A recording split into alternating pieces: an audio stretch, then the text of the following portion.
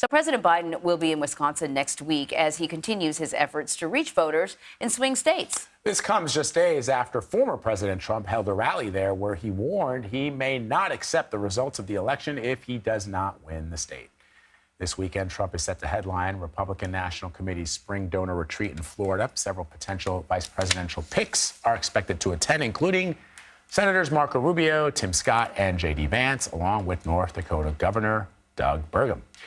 Joel Payne and Leslie Sanchez join us now. Joel is a CBS News political contributor, Democratic strategist, and chief communications officer for Move On. Leslie is a CBS News political analyst who served in the George W. Bush administration. Leslie, good to see you. Joel, good to see you as well.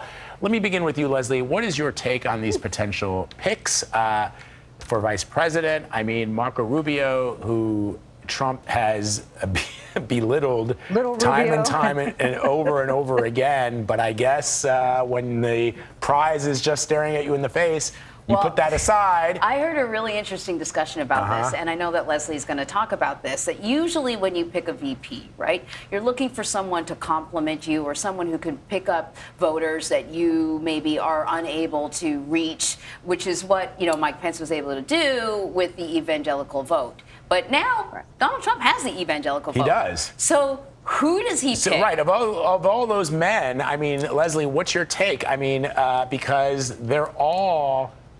I think the point for Trump is you don't want anybody to outshine. He doesn't want anybody outshining him. That's the right? thing. Yeah. You tell me, Leslie.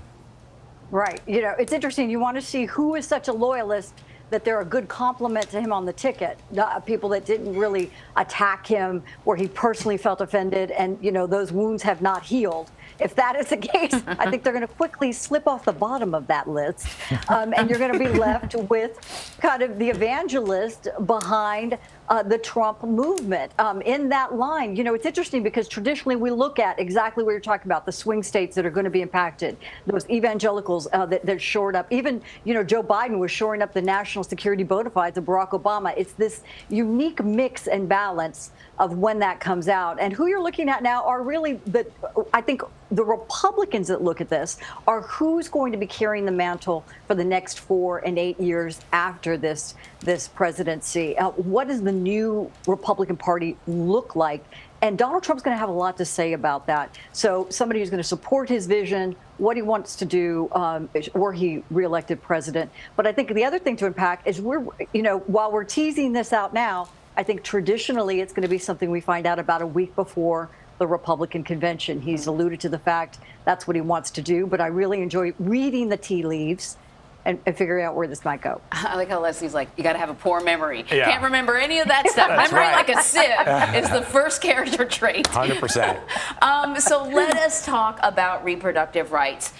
Really become a big focus of this election cycle. The Biden campaign certainly leaning into it. Vice President Kamala Harris spearheading a lot of the messaging, and she's been going from state to state to state. Joel, I want to ask you, there's been some, criticism about the way this administration has been using the vice president, whether or not they've been using her effectively.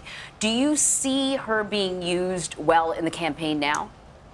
I actually think one of the stories of the last year has been how Kamala Harris has somewhat rebounded her public perception, and how the president and his team have done a better job, I think, of really taking a really super skilled public servant and figuring out how to pull out her best qualities. Of course, she has weaknesses and deltas like any public figure, but she has tremendous strengths. And she's a real benefit to this president and this administration because she can help mend his coalition at a time when obviously there's a lot of pressure on that coalition. Issues like abortion. I thought there was some interesting reporting this week in another outlet about how when she speaks about the issues going on in the Middle East, she doesn't tend to get booed or doesn't get, interrupted on stage like Joe Biden does. And to me, that suggests that, Kamala Harris and her team have really done a good job of finding her voice publicly and figuring out how to apply it. I think you mentioned the issue of abortion. I think that is front and center, a reason why she's credible and important in this moment. And I actually would expect to see her role continue to grow as we get deeper into the 2024 cycle. Leslie, Trump has appeared to go back and forth on his abortion stance and said he was unscripted when talking about abortion during his Wisconsin rally.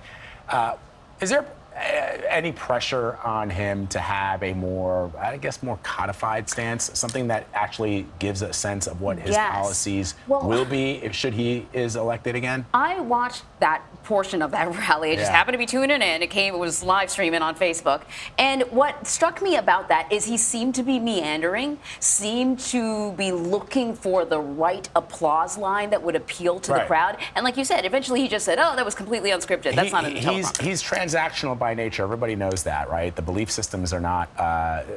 He's transactional. So I think the reason why he hasn't actually said what he believes, Leslie, is because he's trying, as Anne Marie points out, trying to figure out, well, do I say leave it to the states, but then that leaves me open to attacks from the hard left, the hard right evangelical people who want to see a national ban on abortion. If I say I'm going to implement a national ban on abortion, then you anger most of the electorate who does not want to see that across the country.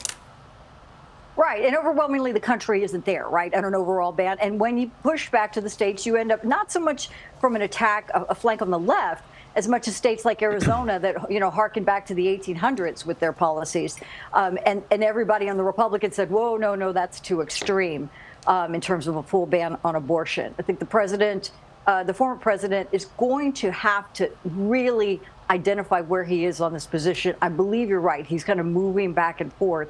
But there is a reasonable exception. I think it's going to be a reasonable approach. And that's where the pressure is on Republicans. They're not only going to be looking for Trump for that leadership, but down ballot, there's been a lot of hand-wringing in terms of finding the right balance, because this is a very important issue. And the Republicans just have not come up with a consistent message in terms of where their policy is going to align. But we know where the voters are, and the voters want, some reasonable exceptions, some allowance, obviously, for abortion and protecting those reproductive rights. But you also have half of the country who is very vigilant about protecting the right to life. So Republicans are going to have to take leadership.